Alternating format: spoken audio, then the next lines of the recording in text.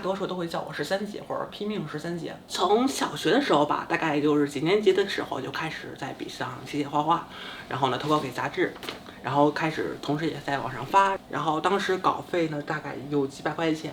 我小时候我爸一个月工资只有2000块钱，然后我妈没有工作，所以我就当时就会误以为自己有钱了，走上人生巅峰了。这个本子主要是记什么？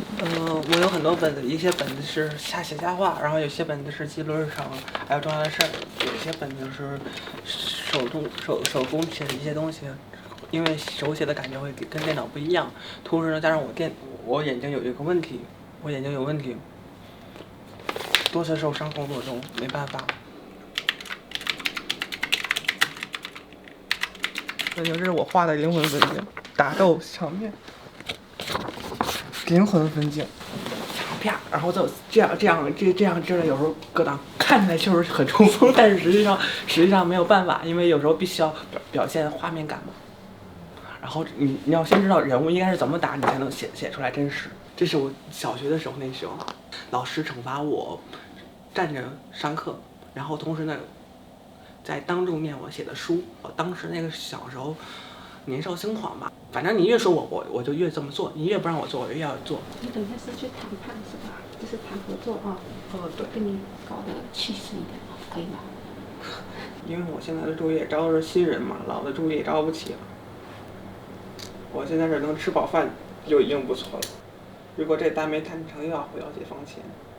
没信心得有信心啊，这气势方面问题嘛，不能怂啊！我算了一把还行吧。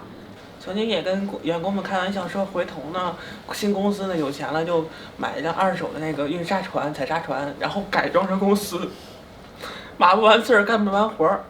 我们不加班，下班了，不干。我跟我的助理说，如果这次再失败，我就直接跳楼。我就这么说的，因为我只能成功，不能失败，我不想再欠任何人了。去年赔了1000万1月，我怎么赔他？目前我只还了不到10万，因为去年就是赔的太多了。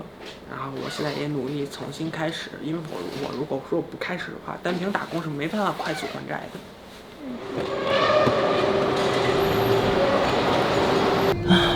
好，要能谈成吧。然后马上右转。这笔单子如果谈好了，差不多应该是有100万的。在往年这也不算啥大单子，但是现在对于我来说是大单子，往年对我来说不是。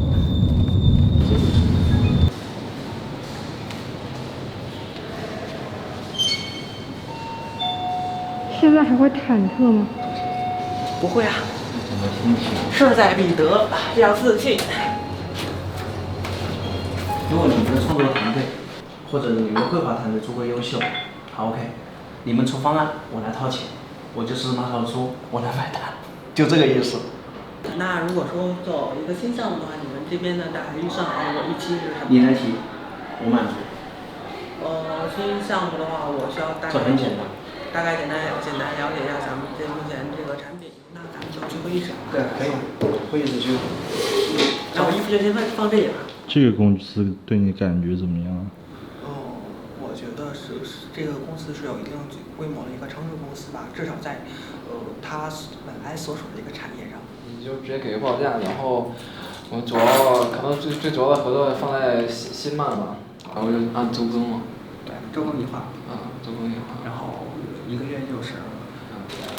好，那拜拜。行，那要这样。明天。最好是上午我给你答复，但是我还要再讨论。反正如果要翻倍的话，我只要收场不翻倍，到这里不可能，我可以考虑一下，但是2比1比例。感觉好吗？感觉好吗？还好吧。还行吧。回去继续加班。今天也比较适合。这个包跟了我有12年了吧？12年了吗？可能是。我们互相呢，平时呢会将一个故事聊一聊，想一想怎样把这个角色呢塑造得更丰满一些。霸总的那个项目，目前的大纲呢，你有没有写？大纲已经写完了，然后细纲的话也在一点一点往前推。好的，你发给我看看呗。我更喜欢说作者这个词儿，不喜欢说写手这个词儿，因为写手这个词儿说白了就是马子空的感觉。哦，对，写手就感觉比作者就是少了一点点那么，就是有一种。不光是高大上的问题，关键就是写手这个词儿真的是容易让人想到民工吧。好的，没接，他给我打了一个电话挂断了，然后没接是什么意思？碰错了吗？哎，您好。哦，喂，你好。哎，喂，那个就直接电话给你说一下，更方便一点啊。像我们把我们自己情况去对了一下，我们是准备两周之后把这个漫画这个整体的出来给你们看一下，看你们对他的一个评价跟那个。行，反正目前我觉得这个是我能给到的最高的一个评价了，这已经是最高了，再高的话有时候比较难了。好，那先这样啊。嗯，好的，保持联系。嗯，好。